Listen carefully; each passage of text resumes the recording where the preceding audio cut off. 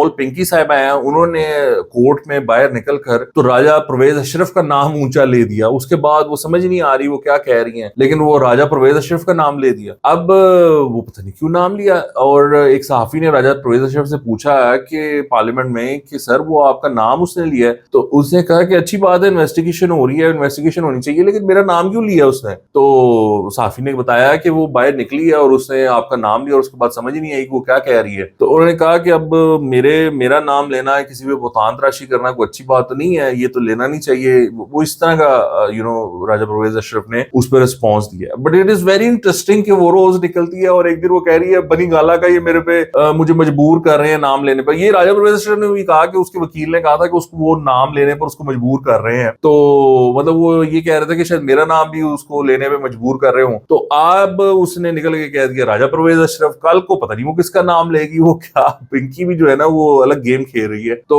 वो मीडिया फिर एकदम उसकी तरफ मुतवज्जो हो जाता है। जहरी बात है कि जब वो एकदम निकल के कहेगी राजा परवेज अशरफ, तो वो मीडिया कहेगा क्या हुआ राजा परवेज अशरफ को। तो वो वो अब उसका कॉन्टेक्स्ट यही चल रहा है कि जी मेरा कोई क्लाइंट था, वो उसने कहा जी बनी गाला का ये मेरे पे प्रेशर डाल रहे हैं कि मैं बनी गाला का नाम लूं, बनी गाला के एक बंदे का नाम लूं। अब वो कह रही है राजा परवेज अशरफ, वो भी शायद ये कह रही होगी कि मुझे प्रेशराइज कर रहे हैं कि मैं राजा परवेज अशरफ का नाम लूं। तो अब ये अजीबोगरीब गेम चल रही है। I think fair would be कि अगर कोई इनके पास फोरेंसिक एविडेंस मौजूद है उसके मोबाइल का, जिसमें कि कोई चैट्स अवेलेबल हो किसी क्लाइंट के साथ, वो चाहे बनी गाला के साहब हो, वो चाहे कोई फिल्म इंडस्ट्री के साहब हो, वो कोई एक्ट्रेस हो, वो कोई पॉलिटिशियन हो, तो वो मेरे ख्याल से पुलिस को उस पर प्रेस ब्रीफिंग करनी चाहिए। अब आके बता देना चाहिए कि जी हमें ये फोरेंसिक में ये सबूत मिले हैं। तो अब वो खुद ही लगी हुई है ये सब करने हुए। मुझे लगता है कि वो अंदर नाम लेती है और उसकी वो चैट्स वगैरह निकलती हैं, वो नाम बताती है, वो सारी डिटेल्स बताती है कि मैंने तब ये दिया तब वो, क्योंकि वहां पर ही होता है ना, वो हल्की फुल्की लग भी जाती है ना, चपेट चपूट भी मार देते हैं। तो उस